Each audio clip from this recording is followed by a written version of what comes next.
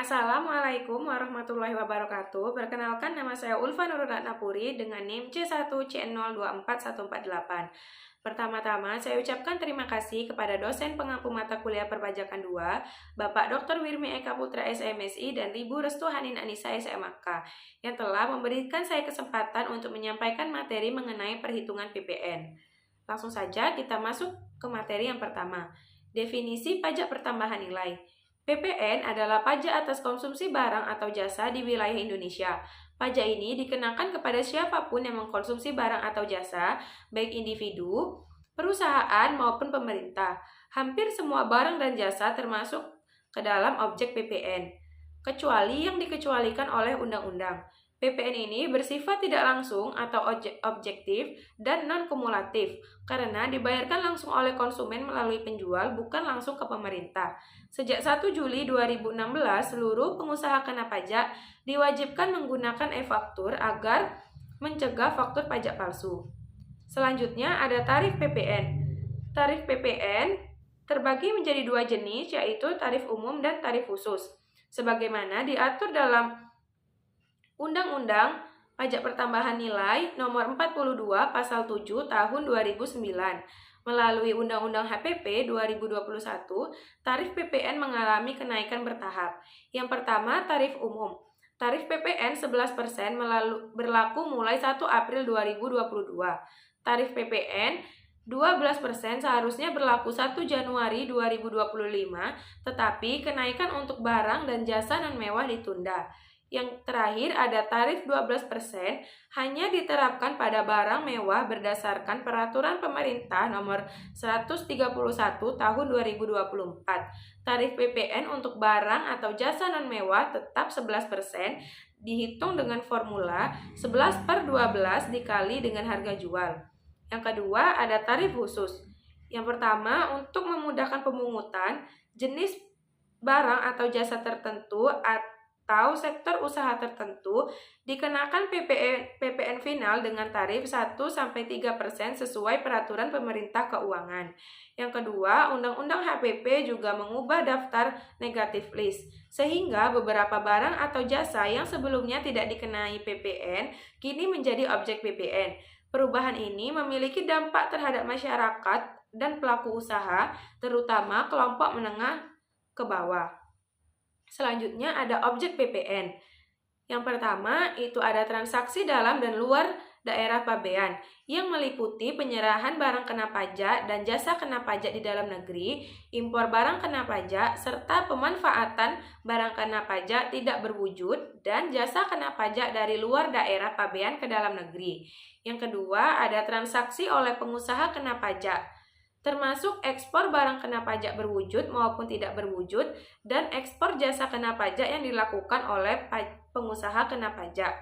Yang ketiga ada kegiatan dan penyerahan khusus, mencangkup kegiatan membangun sendiri bangunan lebih dari 200 meter kubik serta penyerahan aktiva yang awalnya tidak untuk diperjualbelikan sepanjang pajak masukannya dapat dikredit. Selanjutnya ada dasar pengenaan PPN. Yang pertama itu ada harga jual, yakni nilai berupa uang termasuk semua biaya yang diminta atau seharusnya diminta penjual atas penyerahan barang kena pajak.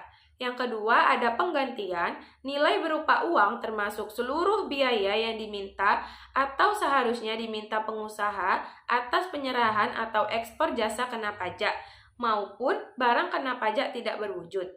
Yang ketiga ada nilai impor, nilai berupa uang yang digunakan sebagai dasar penghitungan bea masuk ditambah dengan pungutan lainnya untuk impor barang kena pajak. Yang terakhir ada nilai ekspor, uang atau biaya yang diminta oleh eksportir atas ekspor barang kena pajak. Selanjutnya ada PPN masukan dan PPN keluaran. PPN masukan adalah istilah untuk pengenaan pajak pertambahan nilai yang dibayarkan pengusaha kena pajak saat melakukan pembelian barang kena pajak dan jasa kena pajak. PPN masukan dapat dikreditkan dengan PPN keluaran. Selanjutnya ada pajak keluaran atau PPN keluaran. Adalah pajak pertambahan nilai terutang yang wajib dipungut oleh pengusaha kena pajak yang melakukan penyerahan barang kena pajak, penyerahan jasa kena pajak, ekspor barang kena pajak berwujud, ekspor barang kena pajak tidak berwujud, dan ekspor jasa kena pajak. Nah, langsung saja kita masuk ke contoh soal untuk PPN keluaran dan PPN masukan. PT FGH merupakan perusahaan yang dikukuhkan sebagai PKP pada bulan April 2017. Pada 5 Mei 2022, PT FGH menjual barang kena pajak secara tunai dengan nilai Rp300.000. Tarif PPN-nya adalah 11%. Maka untuk PPN keluarannya sama dengan 11% dikalikan dengan 300.000, dapatlah 33.000. Nominal 33.000 merupakan pajak keluaran yang dipungut oleh PT FGH pada akhir Mei 2022. Kemudian pada 9 Mei 2022, PT FGH melakukan pembelian barang dari PT FYZ, termasuk pengusaha kena pajak, sebagai persediaan dagangan. Harga beli barang adalah 500.000 dengan tarif PPN sebesar 11%. Maka PPN masukannya adalah 11% dikalikan dengan 500.000, dapatlah PPN masukannya senilai 55.000. Nominal 55.000 merupakan pajak masukan yang dibayarkan oleh PT FGH. Berdasarkan contoh di atas, besarnya selisih antara pajak keluaran dan masukan PT FGH adalah Rp22.000. Nominal PPN keluaran lebih kecil daripada nominal PPN masukan. Selisih ini dapat dijadikan kompensasi PT FGH pada masa pembayaran pajak selanjutnya. Materi selanjutnya ada pengkreditan PPN. Pengkreditan PPN adalah mekanisme bagi pengusaha kena pajak untuk mengurangi pajak keluaran dengan pajak masukan yang telah dibayar atas perolehan barang kena pajak atau jasa kena pajak, impor atau pemanfaatan barang kena pajak tidak berwujud, dan jasa kena pajak dari luar daerah pabean. Pajak masukan yang belum dikreditkan pada masa pajak terutang tetap boleh dikreditkan pada masa pajak berikutnya, paling lama 3 bulan setelah akhir masa pajak, sepanjang belum dibebankan sebagai biaya dan belum diperiksa oleh DJP.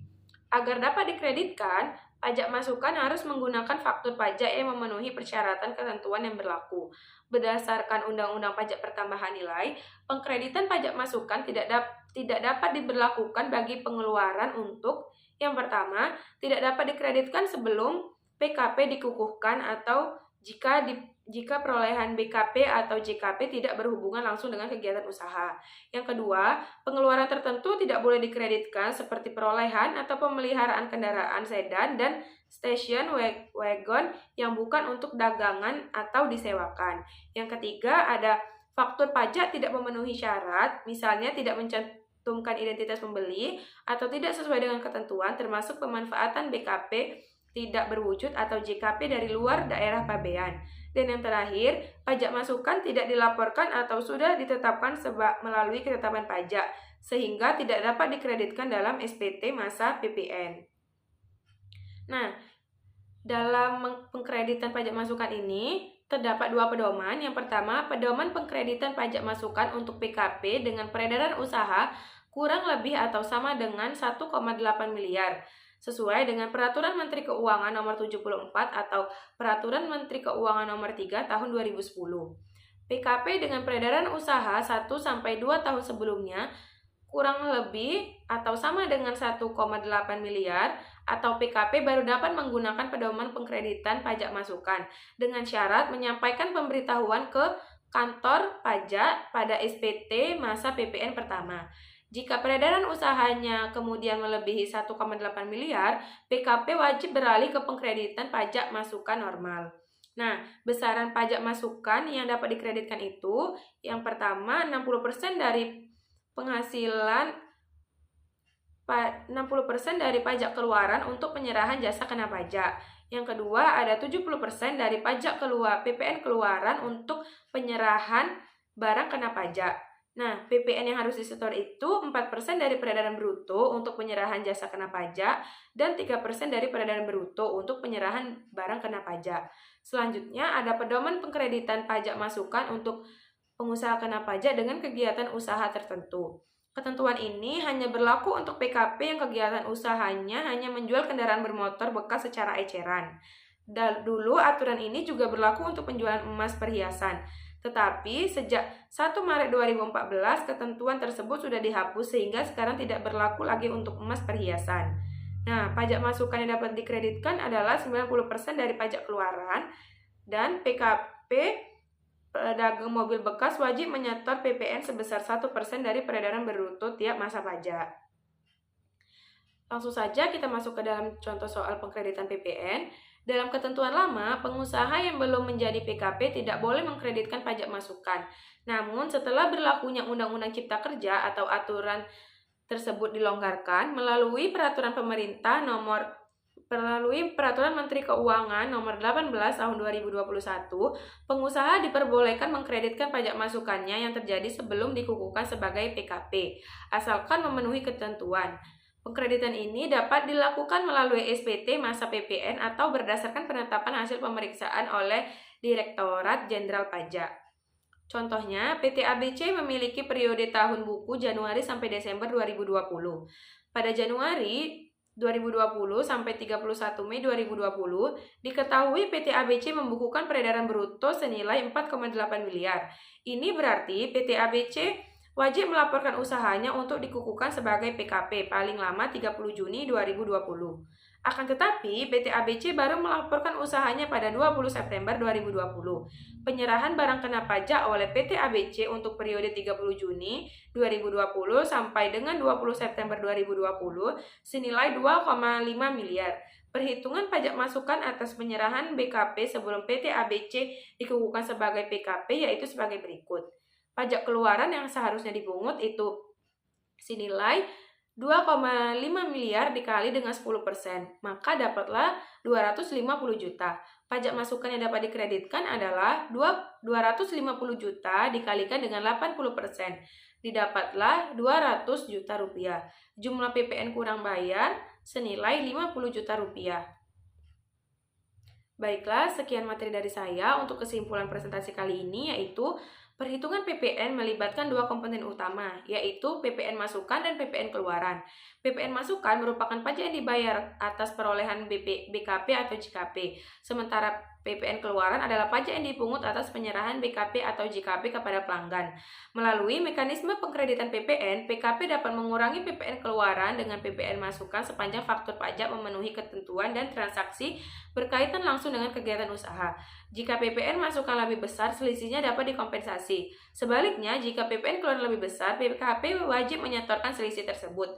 Dengan memahami mekanisme ini, PKP dapat menghitung kewajiban PPN secara tepat, meminimalkan kesalahan, dan memastikan kepatuhan perpajakan.